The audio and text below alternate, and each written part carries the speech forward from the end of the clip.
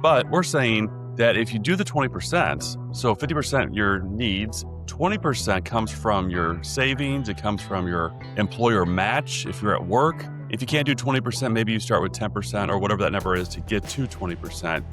But then by all means, reward yourself and enjoy life. It's all about trade-off balances that, hey, I'm saving the 20%, I'm getting really close. So then the 30% becomes even more enjoyable because you've already done what you need to do for the future. Now you can actually go out, get your avocado toast, get your lattes, enjoy a movie, do whatever you want to do because you're taking care of the 20%.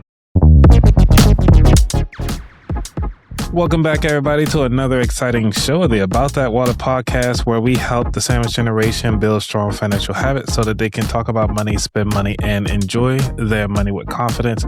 Today, I have two people that have been powerhouses in the financial community for well over 20 years and also has a wealth of knowledge. I mean, come on.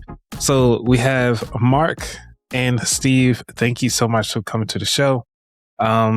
It's been a pleasure researching you both, but to actually have you here, one of the things that with the sandwich generation, they always try to do a quick scheme, and I'm trying to help them slow down that process.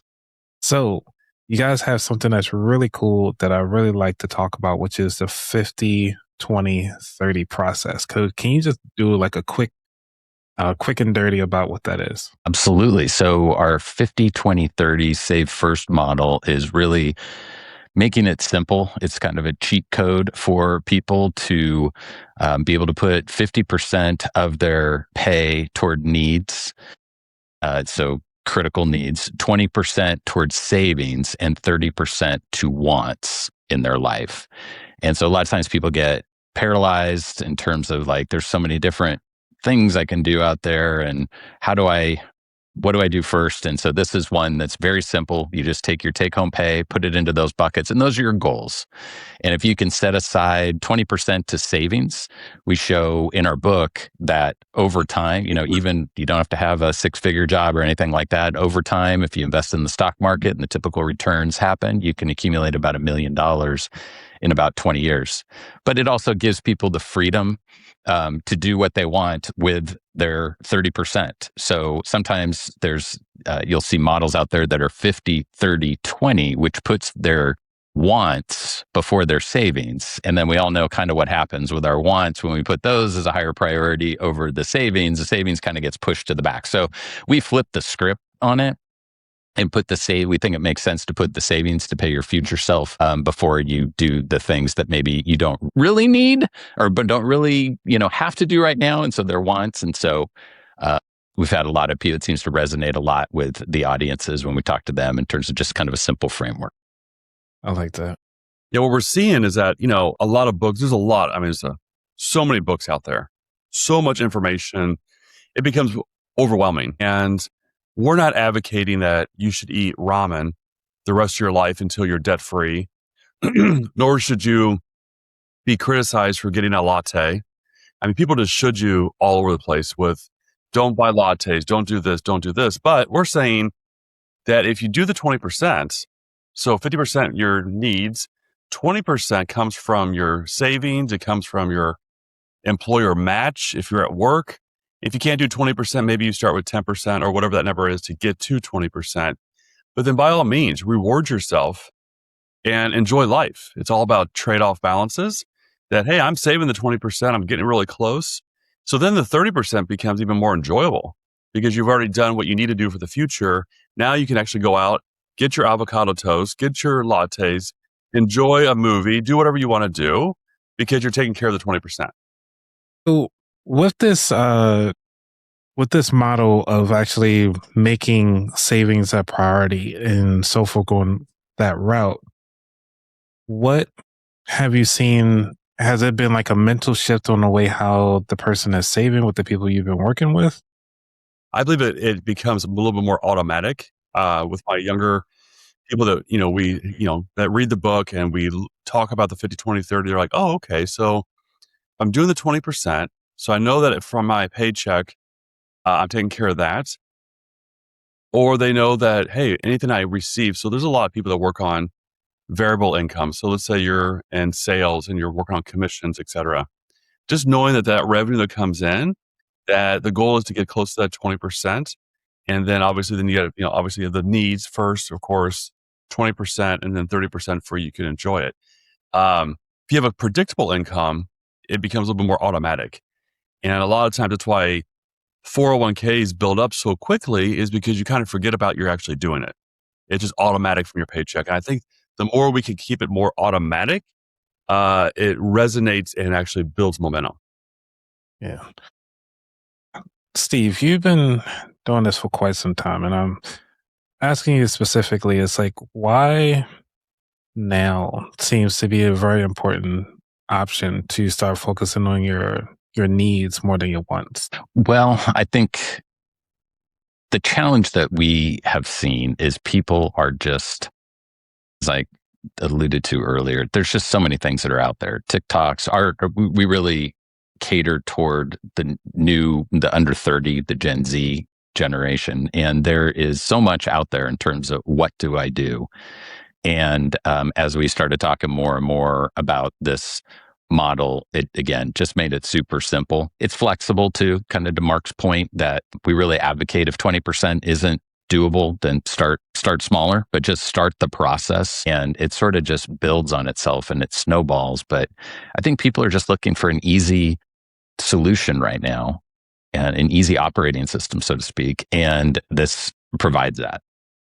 Gotcha. The one thing we talk about, Anthony, is, where else can I find this 20%? Well, one thing that we encourage people to do is go back and look at your credit card statement for the last 3 months. First of all, or your apps on your phone. And where are those $3 monthly subscriptions that you don't realize you have, and it takes a lot of time to delete them? What are some things that in the last 30, 60 days, if you could have pushed a do-over button on a purchase, what would that have been? And a lot of times it changes the mindset. Hey, I really can't compromise what I really need, but I have too many wants that are in my first primary bucket. Start minimizing those to shift the money over to the 20%. And a lot of times people realize that, hey, I've 20%, but I have money left over. And you get to that point, then you're really accelerating what you want to do. Either, hey, I want to improve my lifestyle and maybe a larger home. Well, there's plenty of money there in the 50%. Or I'm just going to ramp up my savings for the future and maybe do 22, 25, 26% and get that ramped up. Got you. Mark, as a financial advisor, a lot of people right now are having kids, and they're trying to make sure that they are trying to do the best thing for them right now. Some of them heard about the UTMA or the UGMA custodial accounts that they can actually get into. Is there any other avenue, or I should say a structure, that they should try to follow for their child so they can build wealth going forward? Yeah, there's a lot of options there as well. And if it's a priority for like college education, it seems to come up all the time, 529 plans, et cetera. Should I start putting money towards a 529 plan or an account that we're the custodian, and then the child becomes the beneficial owner when they hit the age of majority, which is a lot of times 18 years of age. So it really becomes on the priorities. But holistically, you see a lot of people that feel like they are pressured into putting more money into a 529 plan with the idea that they need to pay for all of college. Well, that's a person's priorities. But there's several different ways to pay for college.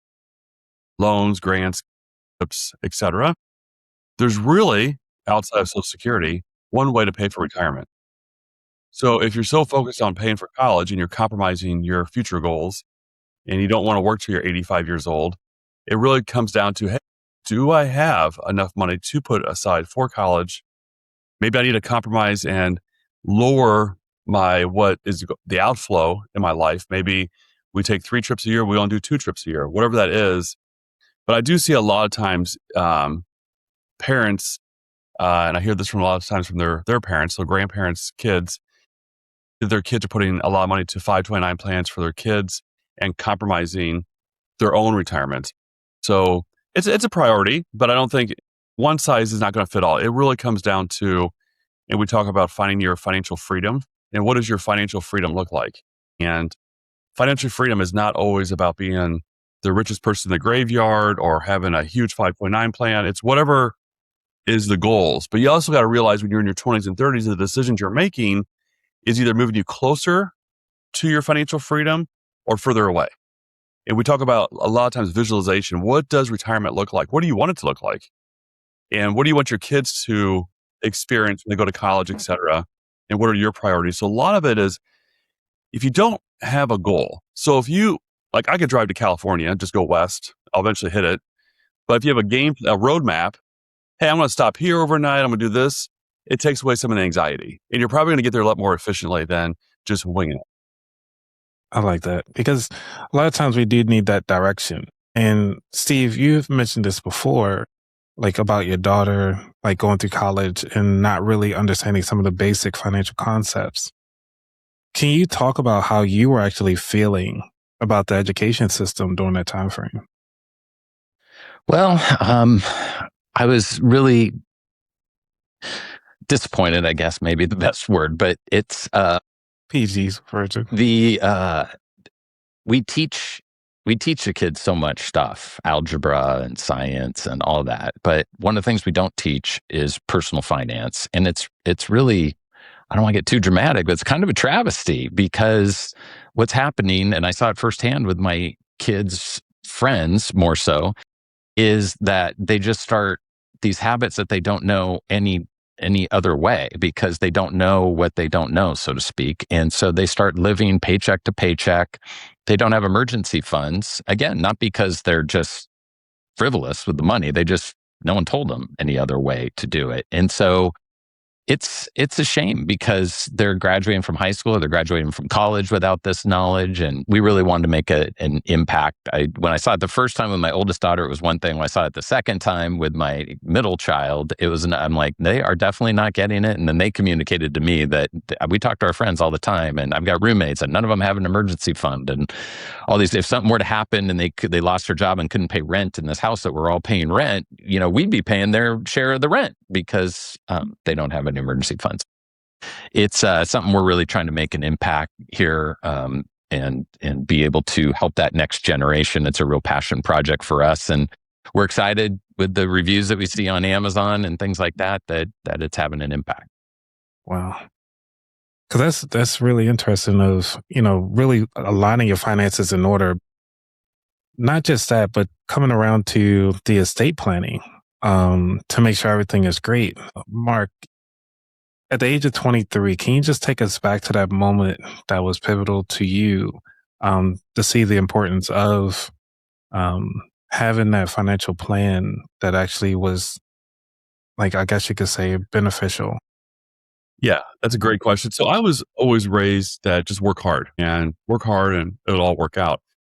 Which there's some truth to that, but you got to be a little bit organized as well. And I was working hard in my early 20s, right out of college. Then about 24, 25 years of age, I realized that maybe my car payment should not be higher than my mortgage payment. And I had green in my eyes and bought a 1-year-old car that I should not have bought. And I was like, wait, this doesn't feel good. So instead of just selling the car, I realized if I drive it for 10 years, it'll work itself out. And that's what I did. And then I got married when I was 24 and had a game plan on budgeting and getting a student loan paid off, et cetera. And we talk about that in the book too, is it's, if you're about ready to get married, or even if you are married, a lot of times people don't want to talk about finances. I know growing up, my parents just complained about finances. They didn't really talk about finances, just that we never had enough money, right, for certain things. But sitting down and actually having a budget, and the budget just sounds like a 4-letter word, and it's not, but people kind of clinch up a little bit, but everyone has a budget. It may be something that they don't actually have it formalized, but you know what you can afford and what you cannot afford. But having those conversations about priorities and like, let's talk about the future. What do we want the future to look like? And what can we do today to get there a little bit quicker with our goals, and share that with your spouse, because that can be a delicate conversation, and people think it's a delicate conversation. If you think it's going to be a delicate conversation before you get married, it's not going to get any easier when you get married. Not at all. So Steve, you have kids and you talk about in the 20s. Did you already set them up for prenups and stuff like that? Have that conversation yet? We've had Well, I mean, not necessarily prenups, but we've had conversations with some topics in there like insurance, and especially as they get ready as they buy homes and have kids and things along those lines. And it's something that's another one blind spot that most people aren't aware of is life insurance. What do I do with life insurance? And I've got friends that try to sell me on it and all this type of stuff, but that's probably the main one right now is just, and we talk about that a lot in the book too, is just making sure that you're covered if the unfortunate were to happen, that one of the spouses were to pass, that you're still taken care of financially for the things that you've got, like a house, a mortgage payment, or kids, raising kids, things along those lines. So how did y'all even meet? Like, they were like, hey, we were just at the bar and just were like, take a couple back or whatever. So our boys were freshmen together at the same fraternity house, and there was a dad's weekend, and we just kind of met there back during COVID, I think, right? Yeah, 2020, the fall of 2020, and getting to know Steve over a few months as a fiduciary financial advisor. I mean, Steve seemed like a great prospect, not only a friend but a prospect, and then the more I talked to Steve, I was like, do you have a financial advisor? And we're not advocating that people do what I just did, but he said, yeah. I'm like, well, you really don't need one. And he always had the inclination for finance and his job, et cetera. And that's what he did. He fired his financial advisor. And then we just continued on with conversations about, he thinks that what he knows, everybody knows. And I assured him that I work with all types of people early on in my career, and mostly a lot of retired business owners that sell their businesses and they have a liquidation events. And I realized that they really were great in their business. They were great architects. They were great lawyers, doctors, etc. But when it comes to personal finance, in investing, they had no clue. But then I also realized that they don't really feel confident with themselves to put themselves in a situation to show their vulnerability that they don't know something. And so there's a thirst out there of people that want information. And Steve was taken back by that a little bit, did not realize that was what the norm was. And one night, our wives and us went to a concert, Rolling Stones concert, and we agreed that we should write a book. And we spent 2.5 hours every Monday for over 2 years. Wow. And it was born. And we knew nothing about writing a book. No. But we produced a bestseller. Hey, there you go. Yeah. So, but just to tag on to that, I think, Mark opened my eyes for sure, because I enjoy the finance side of it and trying to figure out how, you can have these financial freedoms, so to speak, to do what you want. If you want to keep working and give more to charity, great. If you want to, just accumulate more wealth and pass it on to your kids, great. There's just a lot of options you can have when you have the financial freedom. But as Mark was educating me on doctors and lawyers and people that are super smart and they don't know anything about personal finance, then it hit even closer to home for both of us, really, because it's one thing if your kids don't know it because they didn't learn it in school.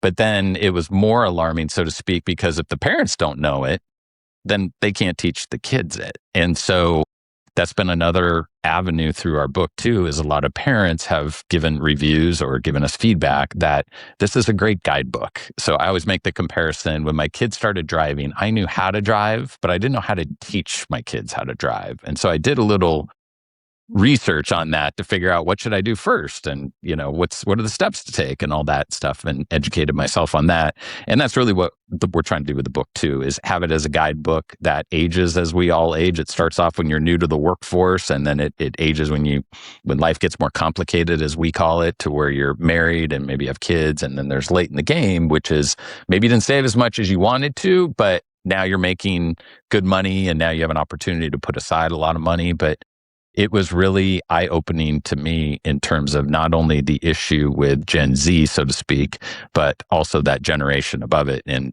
Mark was the one that really opened my eyes to that, because I'd never seen that before. Never experienced that in my business world, but obviously he's dealing with that day in and day out. Yeah, it's the reason why everybody go back to the very basics of the word of budgeting. I'll call it a spending plan. Call it whatever you like. Either way, you got to tell the money what to do. Right? Well, it's even in business valuations. I mean, we don't talk about this in the book, but you look at EBITDA and all these different formulas on how to value a business. And it really, people don't think it's as simple, but it's revenue and expenses, even in a business. I mean, it can get complicated, but really it can be easy. And I think a lot of times people are like, it's just too complicated. I'm like, really? It's just 20%. Even young people are like, what's one tip? Save 20%. Everything you make, just save 20%. And I can't do that. I'm like, well, can you do 5%? Can you do 10%? What's your employer match? I'm not contributing. I'm like, you're losing a match. That's free money that you earn by working for a company. You should take advantage of that. And also just look at your expenses. What are those?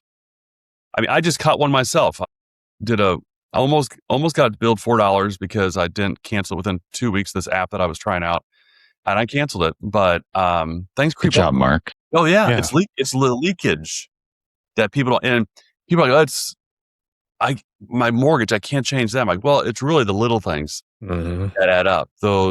It's only $100 a month. It's only $200 a month. It's $10 a month, $30 a month. And gym memberships. I mean, go up and down your stairs. There's plenty of places to wait. You can work out. People drive around the park. Clean the house at least once. I've seen people drive in the parking lot to get a better parking spot, and they're going in to work out. I'm like, just park out by the street. I mean, you call cardio, walk, steps.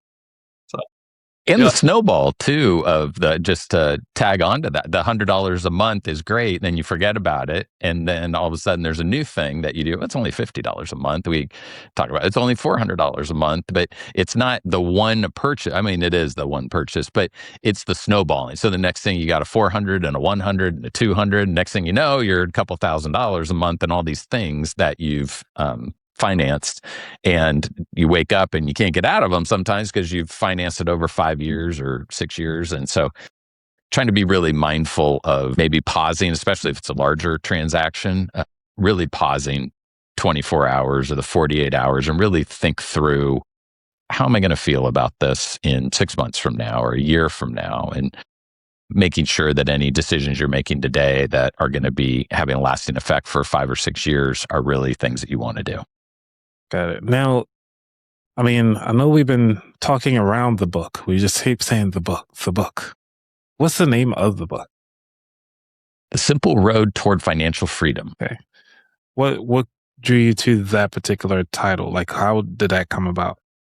Because I kind of alluded to it before, is, it's not about just getting rich, because that, or whatever you want to put in the title, the simple road to becoming a millionaire or a billionaire, or having a successful business, whatever it is. It's shaping our principles in the book and applying them to whatever your interpretation or your goal is of financial freedom.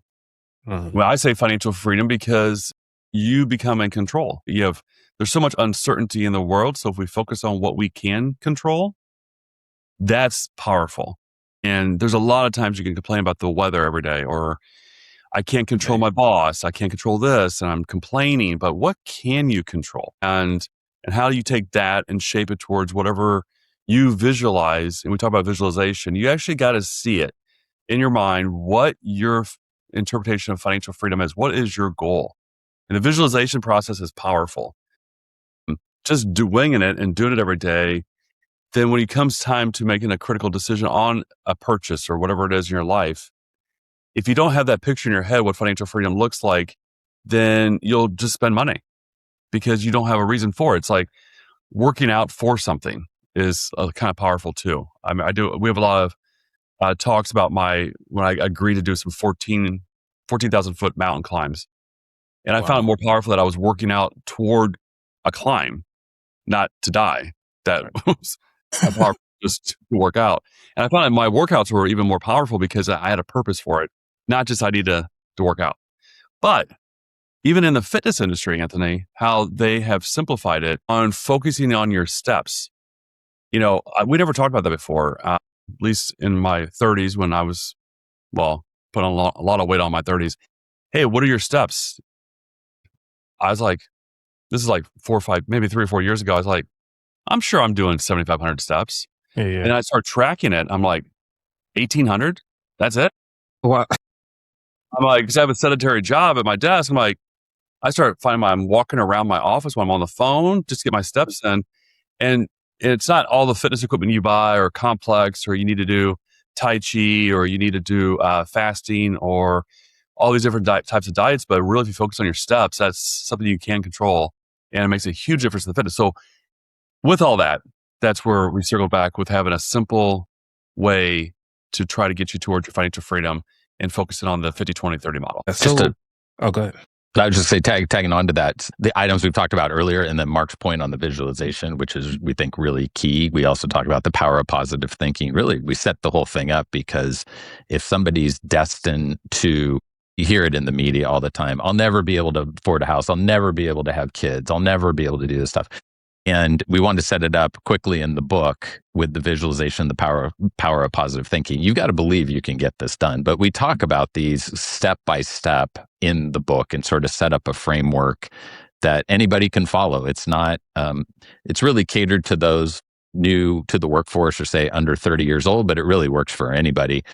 And one of the things that we talk about there as well is this $20 to $1 million method, which sounds, I don't know, maybe more out there than it really is. But basically, it's the 20% that we talked about, and we highlight how Pat, this imaginary person, how they can go from a $50,000 a year job to $1 million in savings in about 20 years, just by doing some of these simple steps that we've sort of talked about. But we sort of lay out this job progression in terms of their salary and putting money aside and all that stuff, how it's really possible. So if it's possible for somebody that's making $50,000 a year and their salary goes up by 3% a year in the example, but then it's possible for people making more as well. But some of it might have to go to some of the things we talked about earlier with cutting some of your expenses to make sure that you can hit that target number.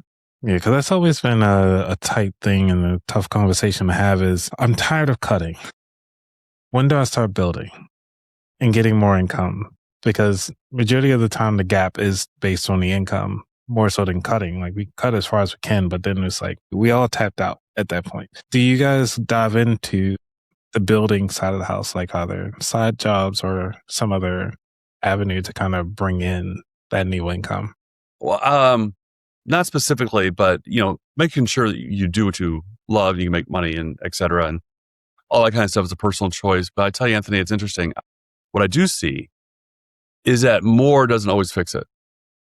People think, well, I need more income. I can't do this.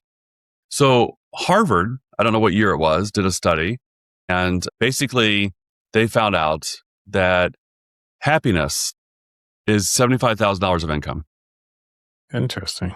Pay your basic bills, or you pay your bills, save a little, and anything above $75,000 per person is small doses of income.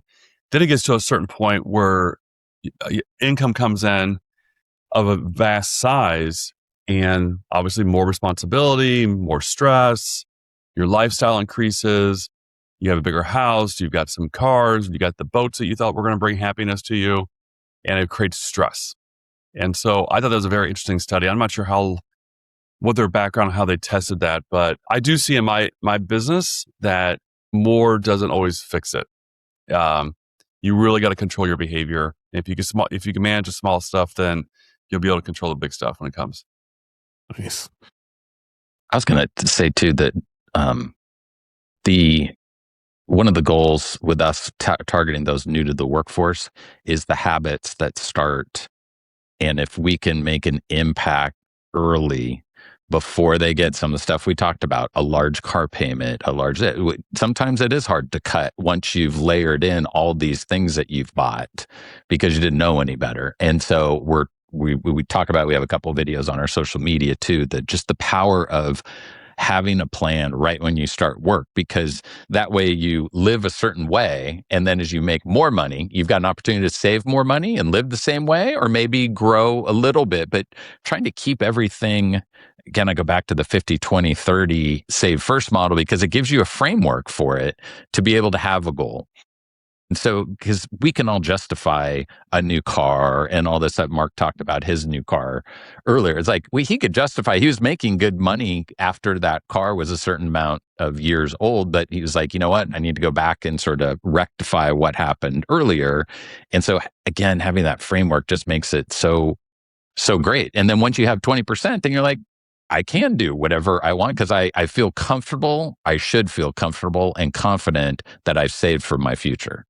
And as we mentioned earlier, start off at 5%, start off at 1%, start off at anything to where people, I think, would be surprised that once they start with a certain percentage, they're like, wow, that really wasn't that painful after all. You know what? Maybe I can go from 1% to 5%, and go 5% to 10%. And the next thing you know, you're just used to it. And we also talk about in the book, automating things. So the money comes in through your pay, through work. And then the next day it goes out to your brokerage account and invests in the S&P 500 or whatever. So you never really see that money in your account. It's just sort of, it's automated to come out of there, but these little steps can really have a big impact. I like that. When it comes to teaching, because you guys mentioned teaching the kids, but also realizing the parents doesn't even know. Who do you reach first? As far as the child or the parent? Yes. It's a great question. I mean, in the perfect world, what is a perfect world? It'd be nice to have the parents educated to help their children, right? Yeah. I mean, it starts small. I mean, my kids had odd jobs, whatever, when they were young, and talk about saving. And I've got a daughter who she saves okay. My son is so tight with his money. So there's personality traits there as well. But the parents encouraging the children are young would be great. And so what we also are creating here, if we got a generation of 20 and 30-year-olds that have become mindful of what we're doing in the book for themselves, they're going to be more likely to be able to help their children. And so, I was raised with, I was like 15 years old. I told Steve this before, and I was 15 years old, and I was in the backseat of my buddy's car, and his dad was driving. And his dad goes, "Hey, we need to make sure, Patrick, that we get this CD renewed." And we went by a bank, and I honestly thought he was talking about compact discs. I had no idea what a CD was. Yeah. I was like, "Why are you renewing your CDs?" And I was like, "Oh, they sound better." Is it the BMG Music Club? I mean, what is it?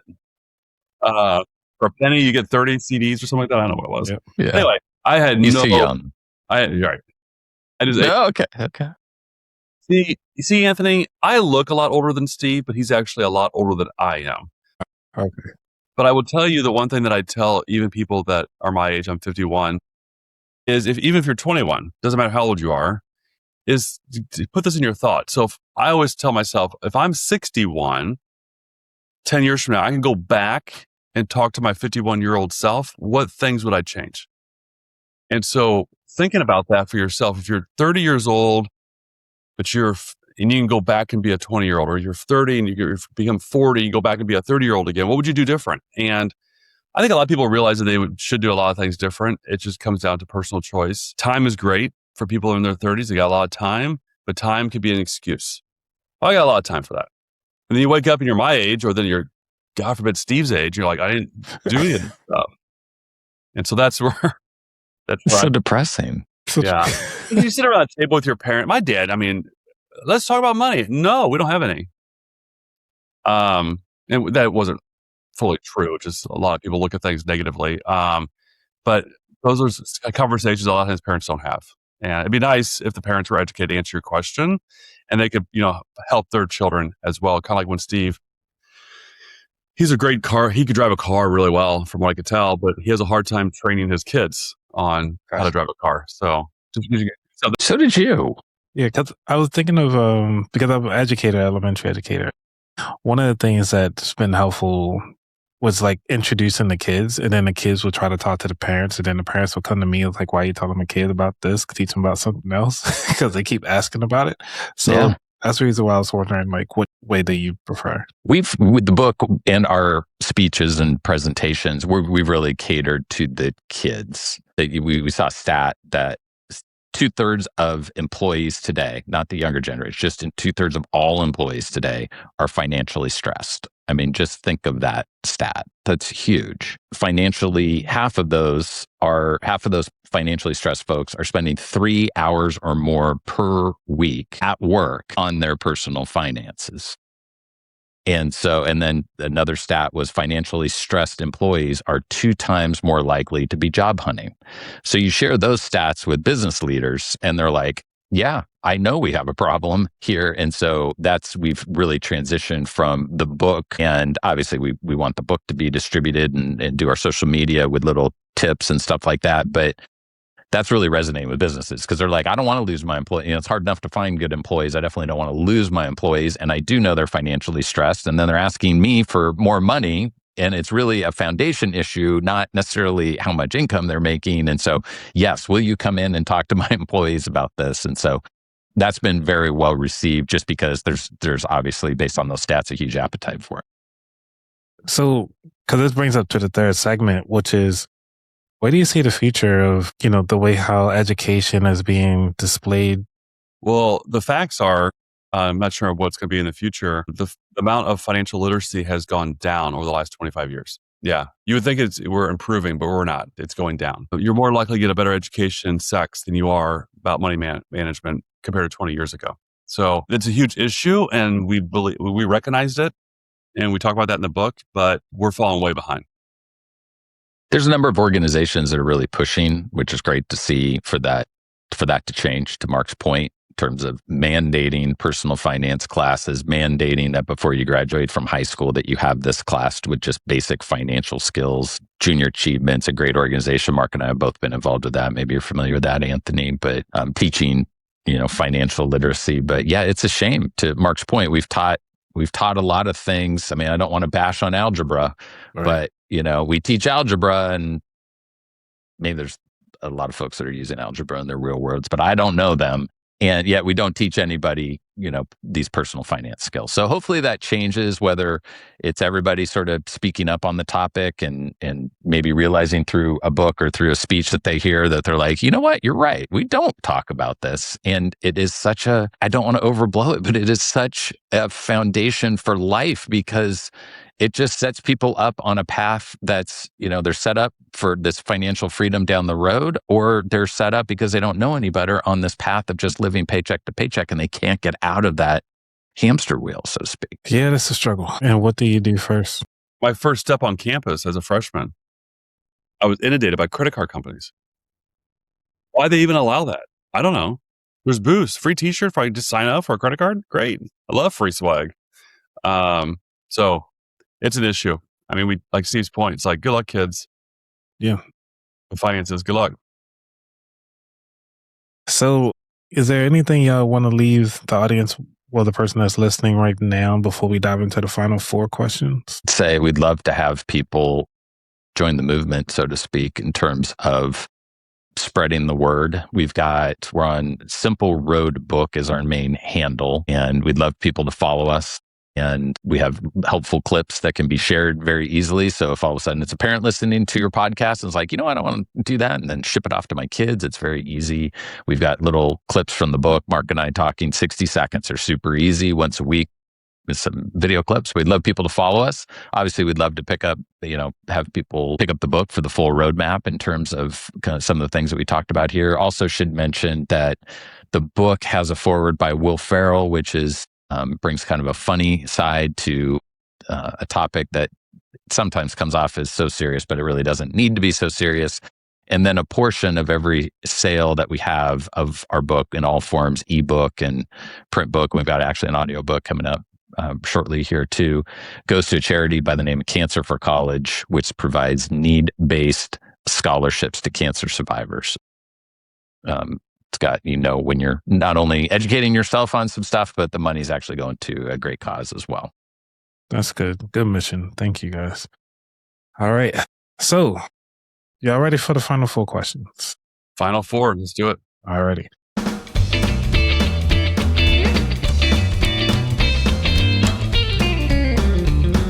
So, it's up to y'all. Y'all can choose how y'all want to do this. Do you want to do somebody take 1, 2, somebody take 3 and 4? Y'all just going to answer all 4 of them? We'll have Steve do the even. Okay. Yeah, Steve, good one. All right. Even Steven. Got it. Number one, what does wealth mean to you? Wealth means to me financial peace, stability, but a tool. But a tool to be able to do things in life that you're not working. I love working, so I don't think it's going to really change. That doesn't change that, but it allows you the ability to do a lot of things to enjoy life and to help others. Number two, what was your worst money mistake? That's a better question.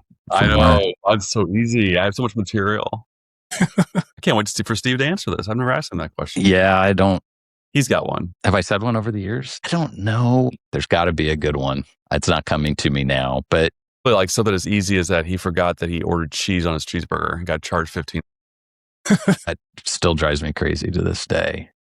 15. Yeah, I think probably making that purchase, going back to what we talked about earlier, that maybe you made a purchase, like a car purchase or something like that, that you really didn't need to make, but you did it, and you had a great car before that was, reliable and getting you where I needed to be, and ended up making a car purchase that probably look back. I don't know if I necessarily regret it, but it's along the lines of Mark's, I guess. Not as bad as Mark. Yeah. Number three, is there a book that inspired your journey or changed your perspective? These are easy. Yeah. To change my a book that I've read that changed my perspective. You want me to take that one? Yeah, go ahead.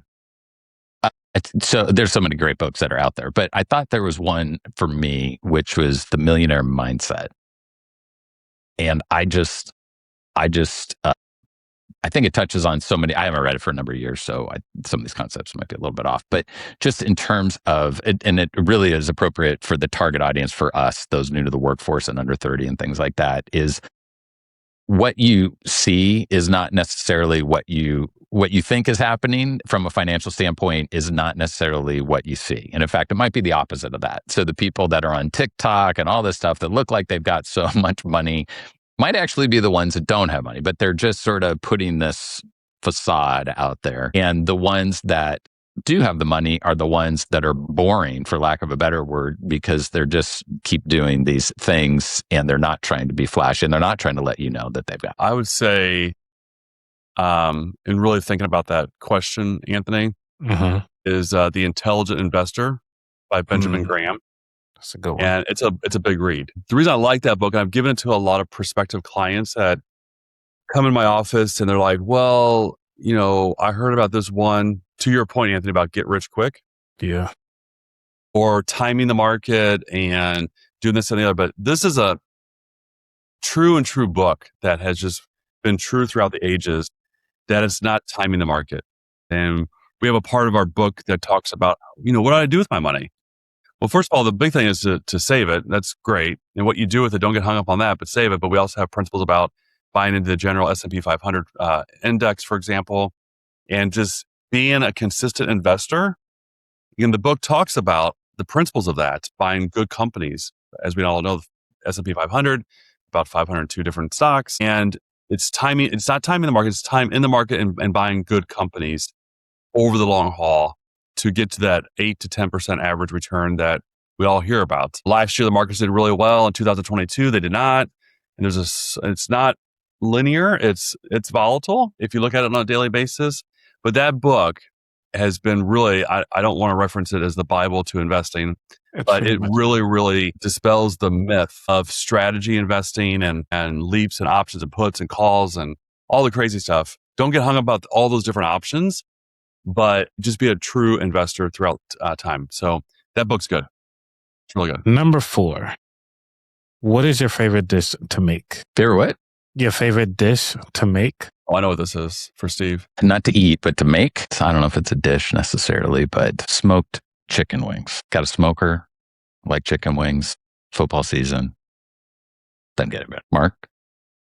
Oh, it's not your question. I'll take it, a beef tenderloin on the grill. If you do it right, it's so easy. It's simple steps, kind of like our book. And you look like a master chef by you take it off the grill, you slice it, and you got varying temperatures based on the size of the loin. It makes you look like a really, really, really good Well, What's yours? what's mine? Yeah. Mine is like I really call it just salted fish with Chinese broccoli and over a bed of rice.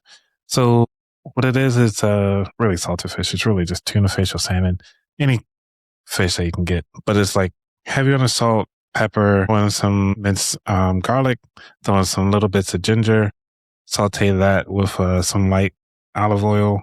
Then with the rice, I usually put in like several cloves of garlic into that as well. A little bit of chives so that the chives can actually shrink up into it. Throw some spinach in there to kind of give it like that green flavor. And then with the Chinese broccoli or the broccolettes or the broccoli, whatever you call them, the longer broccoli, I throw that in with the kind of do that on the side with the salmon in the same pot, just so it can kind of soak up some of those flavors, but trying to get to like the al dente, not too mushy. And then put that all together, put the mixed salmon or fish on top of the rice and have the broccolettes on to the side. That's it. Well, now I'm You sound like you're a chef. I know it's a simple dish. My summer one I love to make is poke. It's not really a meal, but more kind of keeping in the fish. That's kind of I love that. Yeah, it's a nice simple dish. I'm not too good at cooking anything. Most guys that come on the show, it's a breakfast thing. Hey, we can do some eggs, some bacon, some pancakes. Good at bacon. French toast. Oh, good. But easy. Got bacon. Right.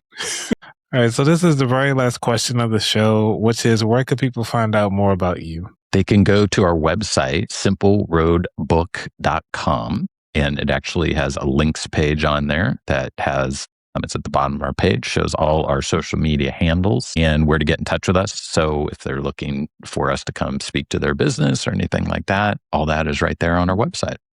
All right. Well, thank you so much, Mark and Steve. This has been such a great honor to have you guys both on here to kind of talk about the book, talk about the ways that you're trying to educate pretty much everybody to get better with their finances, invest in themselves, but also still get what they want out of life. And I want you who are listening right now to remember to do not put on both shoes at the same time. You can trip and hurt yourself. Remember to take your time, one shoe first before you put on the next one. All right, until next time, thank you all. Y'all be safe. Thanks, Anthony. Thanks, Anthony. Peace.